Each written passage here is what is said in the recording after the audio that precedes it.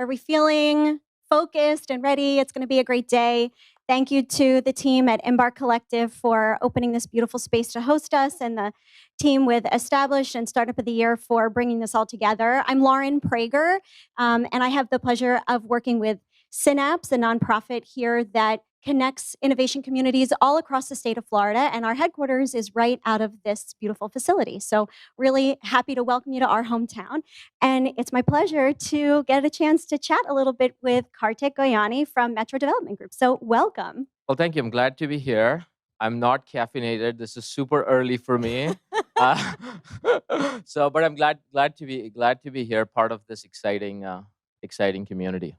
Yeah, it's amazing. Kartik and I were just chatting about how things have evolved here in our community. Synapse is 5 years old, and it was 5 years ago that Metro Development Group launched their huge project here, which Kartik will share so much about with us. But, for those of us who've seen this meteoric growth, Zillow now marks Tampa's housing market as #1 in the nation. So those of us who already own property, that's awesome. Those of you coming, sorry. But we're happy to welcome all these newcomers. But Metro Development really kind of saw that coming. So can you share a little bit about what Metro Development Group saw, what you saw as you were establishing your new development in the Tampa Bay region, and kind of Yeah, start from the absolutely. beginning? So we have quite a few large communities around the area, and that's not important. It's what we do to create them. Our biggest focus, and I think this dates back to almost now 7-8 years back, was to create something at the intersection of innovation, technology, and sustainability. And those words, if I took you all back in time to, I think when we started thinking about it and planning the future that I would want to live in, future that I think all of you would want to live in, we were called all sorts of words. Someone came to me and said, "Looks like you just smelled some mushrooms and walked in here. Why do we need innovation? Why do we need sustainability?" And I'm like, "Yeah, don't we need a brighter future?" And we bet heavily on what you'll see pretty much in most places in the country. You'll see the physical infrastructure. A new place is built. First thing you see is roads, highways. Everyone does a phenomenal job, actually, with that. But we wanted to layer it with the digital infrastructure. How do we prepare for the future with absolute fastest connectivity that you can get, not only in your home, where you work, but also we're in Florida. So not the best weather today, but I promise you, it's way, way better 350 days out of the 365. So we wanted to take those insane high speeds and make it available to people in our community in an outdoor setting. So we started deploying outdoor Wi-Fi, and that's how we started our journey. And then we started looking at, this is great. How do we make people that don't live here visualize what living here could be? And that's how I met Lauren. We launched our first Crystal Lagoon. We actually have two in the Tampa Bay area. I don't know how many of you are from outside Tampa. If you haven't seen it, definitely check it out. It's awesome. It is essentially your own beach paradise within the community. And then we anchor that with office buildings, hotels, mixed use living. So basically, there's only finite space that you can get here in downtown. Water Street is a phenomenal project. But for all others who can't be in downtown, those are the kind of communities that we build. And along the journey, as we were creating, we worked with the state of Florida and ended up creating the first connected city in the country that was signed into law by the governor around 5 years back. And since then, we're now working on V2 of that. And that has given us a unique ability to also spin off a lot of startups within our own company. So there's a bunch of startups within Metro Development Group. I actually started and run four of them myself. One of them was born right here at Embarc Collective, right when the pandemic hit.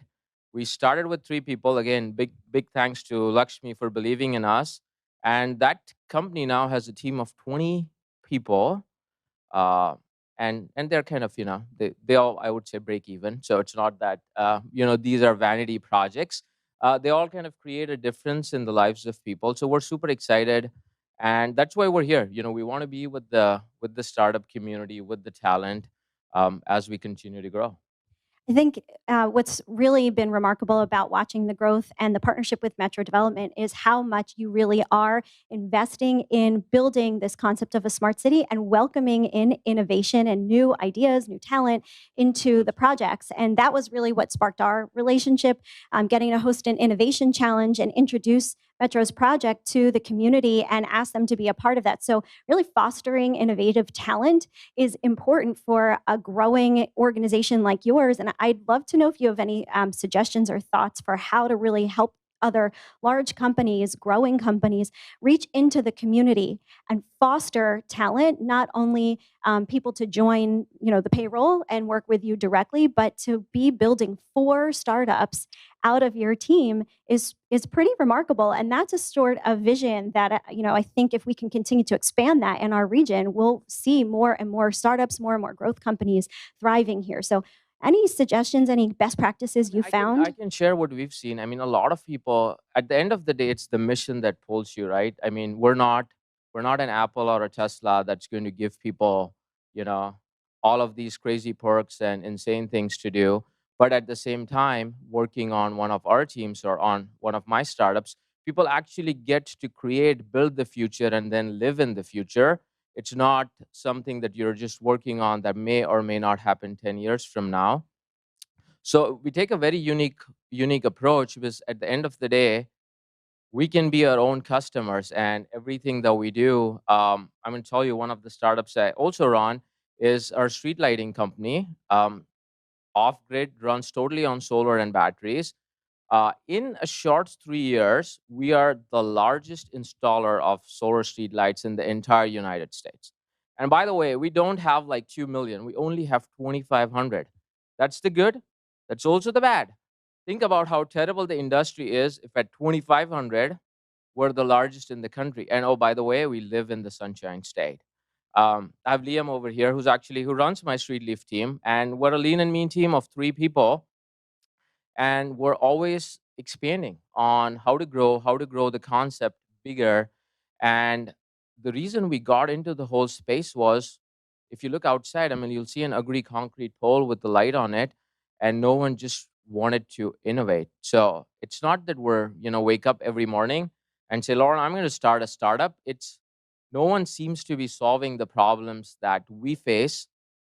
We have around 25,000 families that live in our communities, and no one's really thinking about solving their problems, lowering stress in their lives, or giving them more time back in their day to day. So we keep a laser sharp focus on that.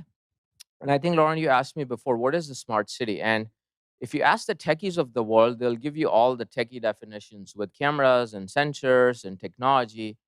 And I think it's exactly the opposite of that. It is where we want people to have a stress free life. The technology is magical that it exists in the background to give them time back in their lives, not something that they just see in their face all the time. Security cameras and all other. I don't think we need that as a society. I think that's just an easy way to think about it when you say smart city. And that's why we use the word connected city, not smart city, because it's bringing the people together with the physical infrastructure, digital. And then with Lagoon, it is the greatest hangout for our residents. That is what gets the social infrastructure going. That's how you know your neighbors. And we think that's more powerful than any piece of technology that I think we can at least imagine right now.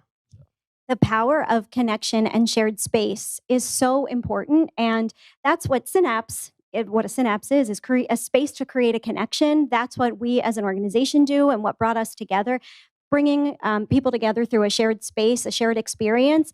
Even as we've seen the last almost 2 years living in this pandemic, there's just no substitute for coming together in person, looking somebody in the eye, even with a mask, and really making those connections. That's what sparks inspiration and innovation. And we're really so proud to get a chance to share that with you. For those of you who want to continue that, I will put in a shameless plug for Synapse Summit, the largest innovation gathering in the state of Florida, bringing innovators together across industries, technologies, and geographies to really make a powerful connection and celebrate the innovation in our community. So we'll be back together just down the street at Amalie Arena on Thursday, February 17th, and are proud to partner with so many of the leaders and visionaries that are part of our community and all across Florida's innovation communities. So from your shared space in Crystal Lagoon and in the communities you're building across Florida, and ours right here across Tampa Bay and in the innovation community. So thank you so much. It's great to see you. Okay, well, thanks for having Enjoy me. your day.